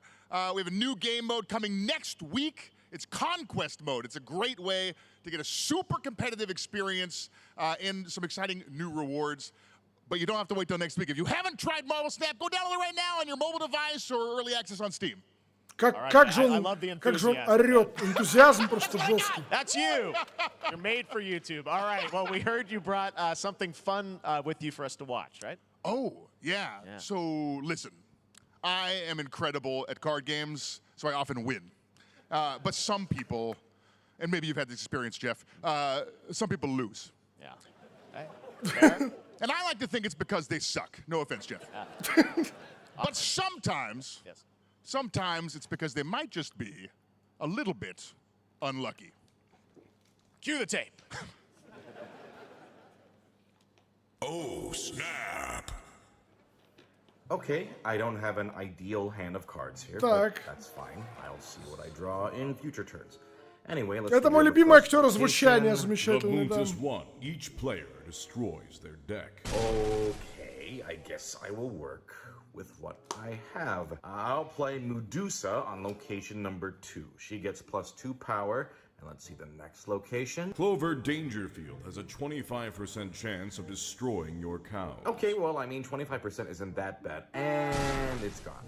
Okay, well, I have some powerful cards in my hand, so I can just wait. Let's see the next location. The Big Barn. Players cannot play 4, 5, or 6 cost cows.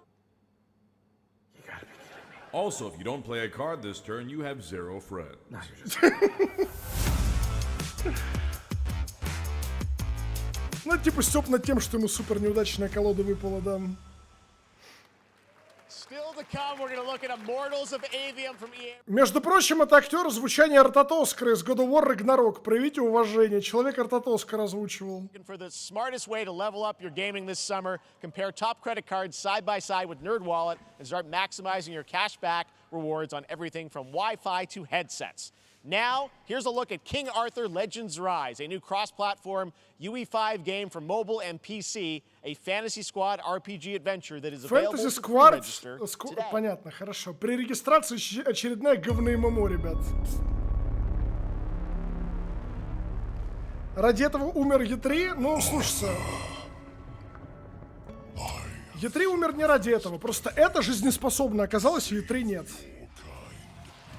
Плюс Джефф Килли вынужден собирать деньги, чтобы это было возможно, потому что, ну, он приглашает большое количество актеров, арендует помещение, у него продакшн довольно дорогой, поэтому я могу понять, почему у него так много рекламы. Прикол в том, что на E3 издатели, когда приезжали, они должны были платить деньги за время на сцене и так далее и тому подобное. То есть там тоже были, ну, скажем так, там тоже были замешаны немаленькие денежки там. Ну, это очередная очень такая яркая ММОшечка с вспышками, частицами, вот этим вот всем. И всем на нее поебать будет абсолютно. Король Артур. Прекрасно.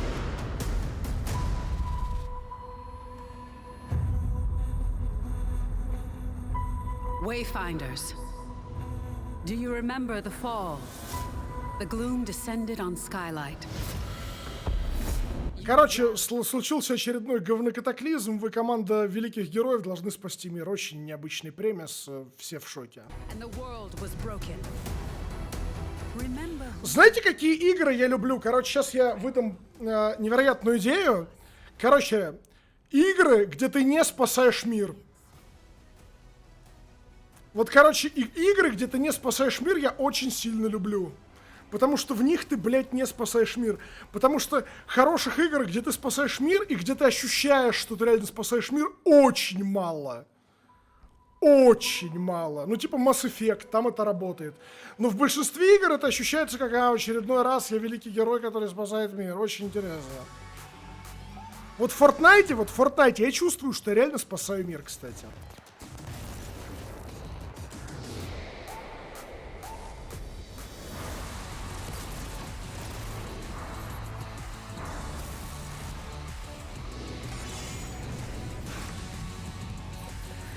Какие же в Fortnite все-таки сочные попы.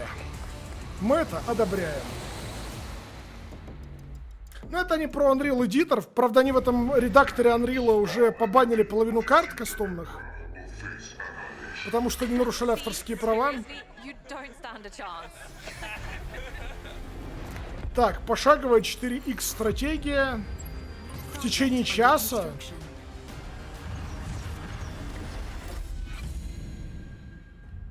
Stellaris Nexus, хорошо. Good morning, scavenger. Scan your surroundings to retrieve and recycle anything that could be of value to scavenge. Ебать! А он будет минералы расщеплять в это? Конечно, расщепляй! Космическая игра, да еще без расщепления минералов. Ёб твою мать! Спэш... Бля, они буквально придумали игру, которая называется Space Trash Scavenger. Игра про мусорщика космического. Охуенно просто.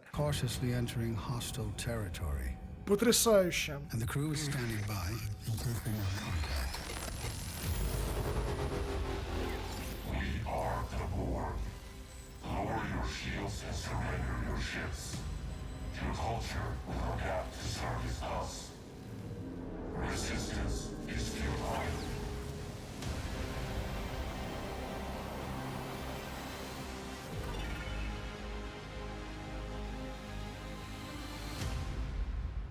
Понятно.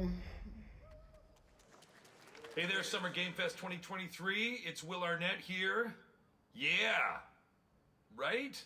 Всем похуй My buddy вообще. Anthony Mackie and I have been working on Момент такой, right? И все-таки просто, кто это, блядь, такой? Почему нам не похуй должно быть? Фантастика. starting July 27th.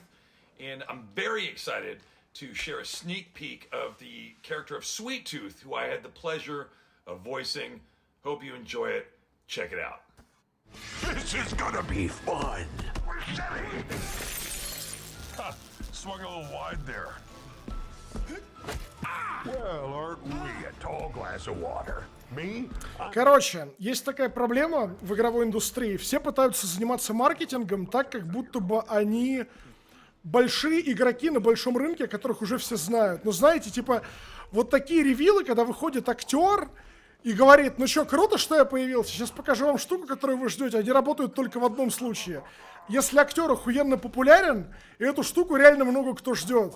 А если появляется какой-то актер из голливудской категории Б, который последний раз снимался в сериале «Великолепный век», и анонсирует хуйню, которую никто не ждал, это выглядит примерно вот так. Типа, ну что, ребят, это я, ну тот самый актер, ну помните, в «Папиных дочках» снимался, и вот, короче, сейчас, теперь мы снимаем вот такое вот великое вот кино.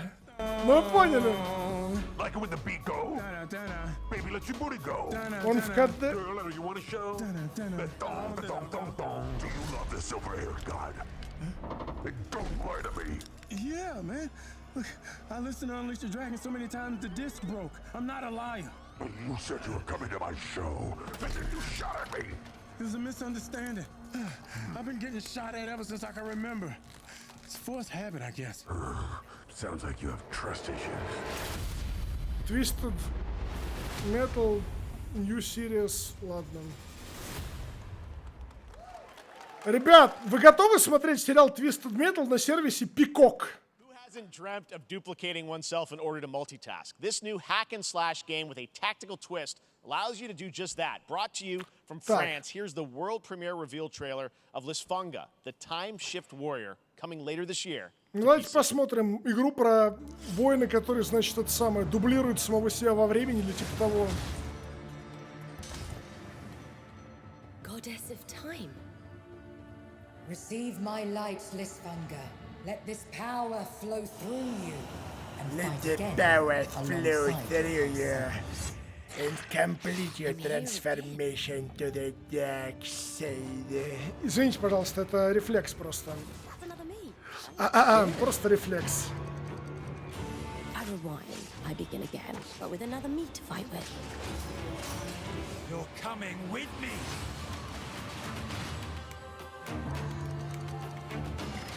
Комбинируй с самим собой, короче. You're not the only one who can be in multiple places at once. Grow your army. Не, ну концепция прикольная. Я так понимаю, ты будешь пробегать уровень, короче, будет появляться твоя копия. Чем больше ты пробегаешь уровень, тем больше копий будет появляться, если ты умираешь. Как-то так, наверное. First-person magic shooter called Immortals of Aveum. Да! Вот, блядь, это мы предзаказываем, блядь. Вот это да, вот она, блядь. Вот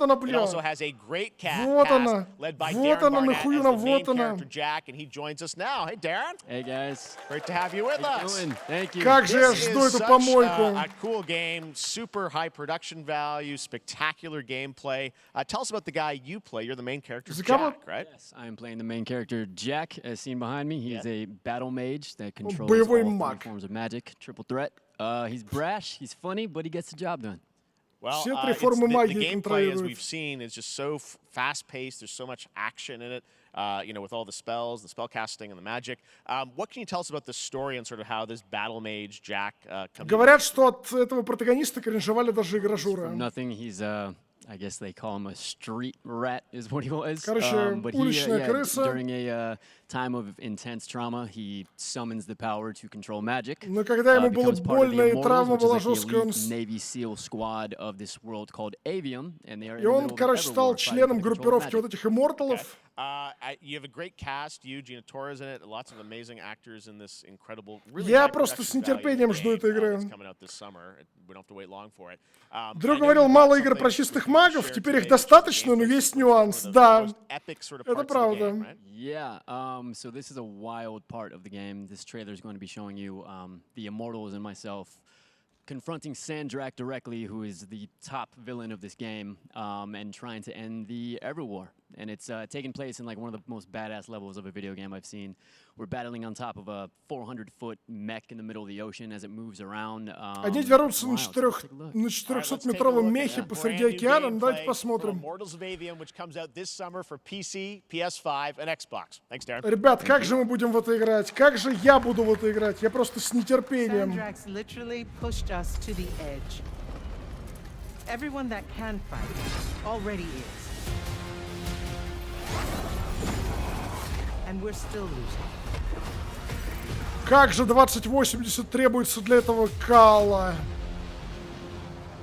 Невероятный уровень графики. Охуеть просто. Блять, они троллят. Блять, они троллят. Они троллят, блять, этого не может быть нахуй. Что тут требует 2080? Что? Они троллят нахуй.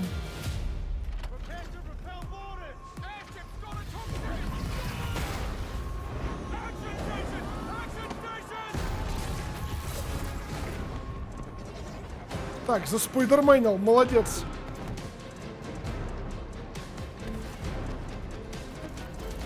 Так, геймплей пошел. Вот это next... Ебать, вот это next gen. Вот это ахуй.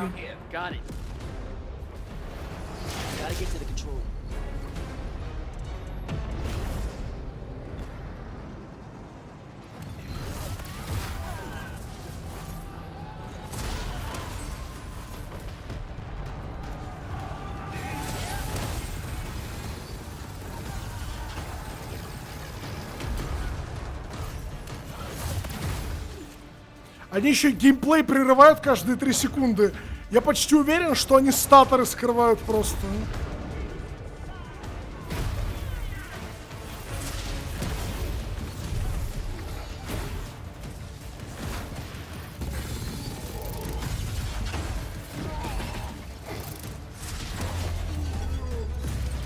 Я уверен, сука, что они реально просто статоры скрывают. Они записывали видео до статора до первого, а потом такие, бля, просто порежьте нахуй и все.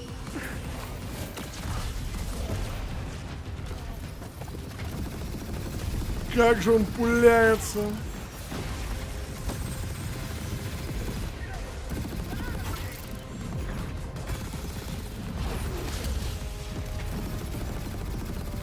Враг выдерживает 3 миллиарда попаданий просто. Фантастика.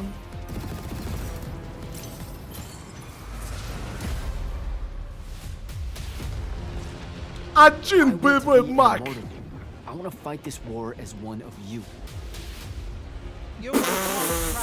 Вы видели?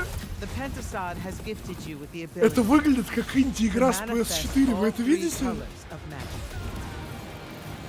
Ебать. Выпусти свой арсенал заклинаний. Ну, я выпущу без... Ну, это огонь, да? В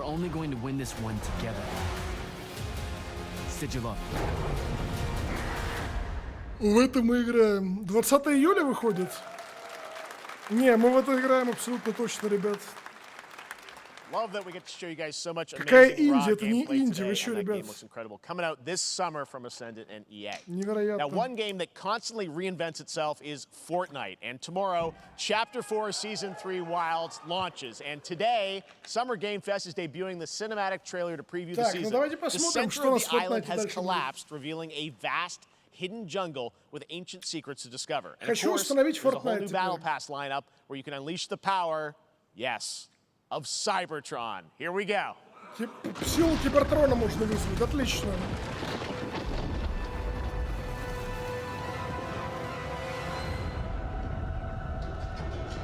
Вот Fortnite это правда почти единственная сетевая игра, которая не перестает удивлять. Вот просто в ней постоянно что-то новое происходит. Постоянно. Типа реально, вот как только ты от чего-то начинаешь уставать, тут же они просто выпускают новый контент, который все меняет. Ну что, все мне как бы писать Майклу, что ли, получается? Все, да, надо делать камбэк. У тебя стрим задерживает. Ну, чё, в чем проблема? Это ли стрим? И что?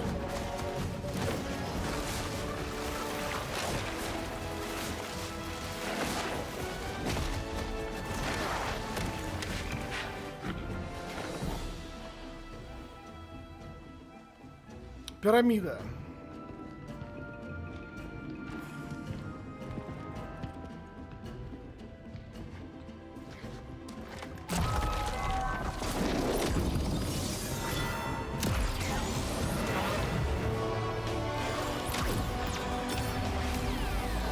Понятно, в этот раз у них коллаба с трансформерами.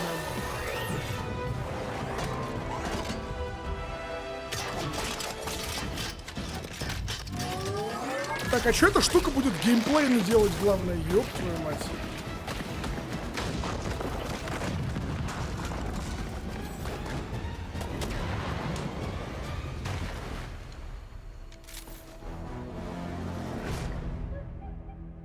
Я на невероятном хайпе.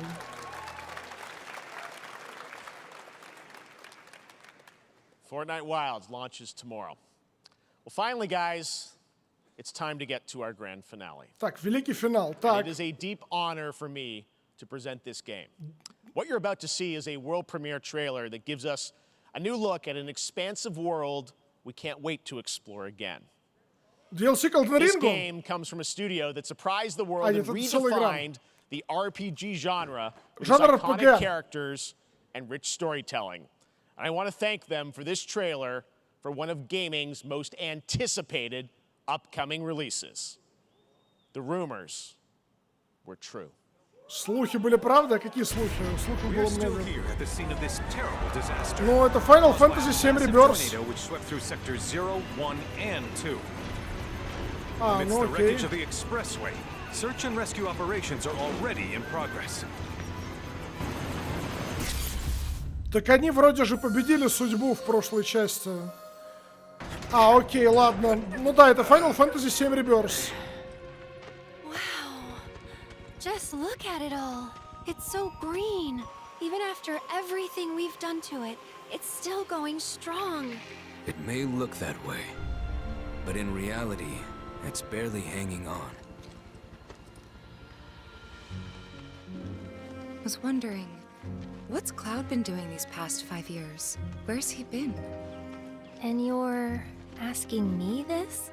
5 лет прошло? This is gonna sound crazy, but as far as I know, Cloud was never in Nibelheim 5 years ago. The life stream. It is the very essence of our star. The blood coursing through its planetary veins. According to Hojo, they're connected to Sephiroth. Ну, они вообще, по-моему, ничего не поменяли. В плане core-механик, ну, в плане не core-механик, в плане графония, прям это буквально по графике та же самая игра, что была в 2020 году. But why come back now? After 5 years, doing who knows what?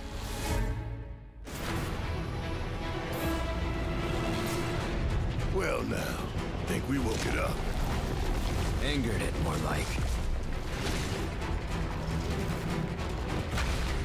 Ну, Ред наконец-то будет играбельным, да, как бы он был гостевым персонажем. The Turk's latest and greatest, Elena. She may be new, but she's still a Turk.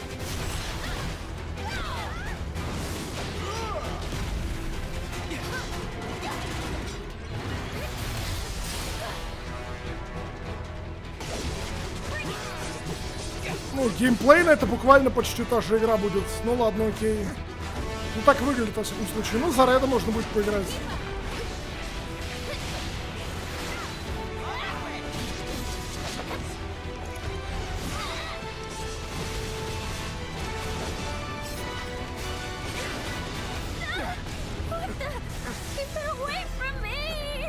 Очередная тянка клеится к Клауду. She's a monster.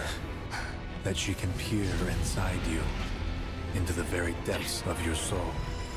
That she can become those you hate, those you fear, those you love. Bring you in. You murdered my dad. You burned my village. You know that I killed her. So, who is she?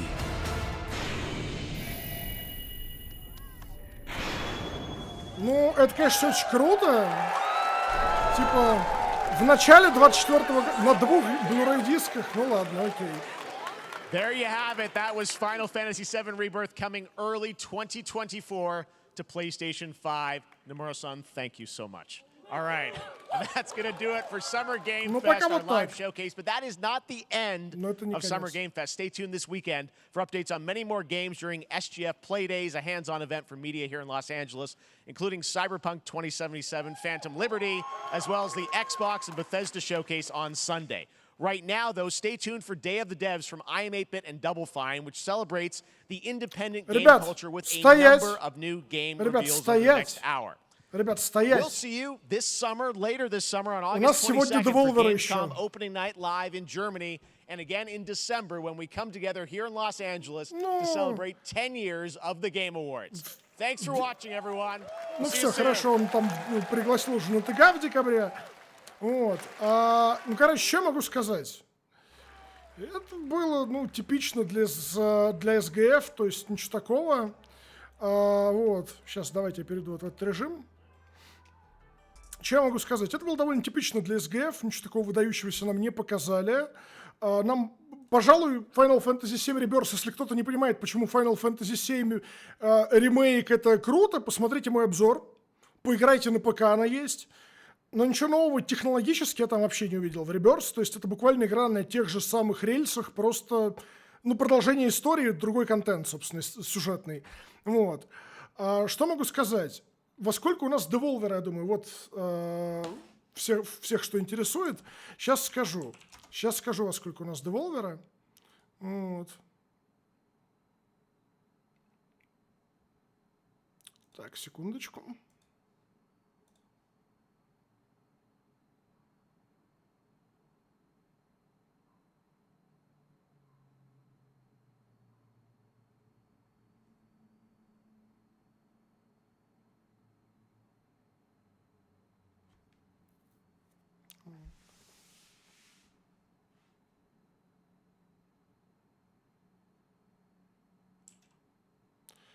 Так.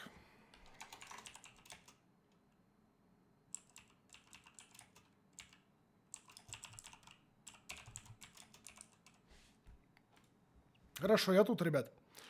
В этот час между этими деволверами Джефф сказал, Киберпанк будут показывать на мини-конфе. Но его что, прям анонсировали уже? То есть, я не очень понимаю. Я имею в виду Phantom Liberty, я имею в виду, у него есть какие-то глубокие анонсы, типа там с геймплеем, с сюжетными расширениями какими-то. Вот. Не очень понял. Сейчас разберемся. Вот. Так, что у нас по деволверам? Деволверы должны быть, значит, у нас в час ночи.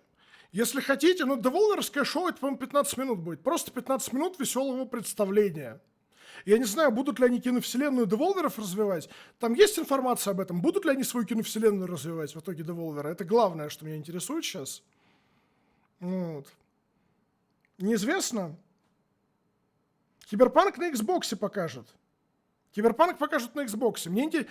Нет, там был трейлер, но мне хочется посмотреть хотя бы минут 10 геймплея Phantom Liberty, что там будет такого нового, необычного. Вот.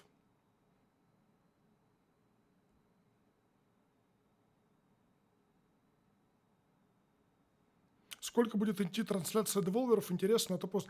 Короче, ребят, я Небокрай пишет, я не понимаю, почему финалка не могла выйти на PS4, судя по графике. Я тоже не знаю, правда. Типа, ни одной причины не вижу, почему нет. То есть, она выглядит буквально как прошлое, такие же пиксели, такие же убогенькие текстурочки, предметики, не очень понимаю. Вот. Короче, ребят, значит, смотрите, какая у нас история. Жду вас, во-первых, в час ночи по Москве. на Devolver, потому что это будет весело. И 11-12 у нас будет, это будет воскресенье.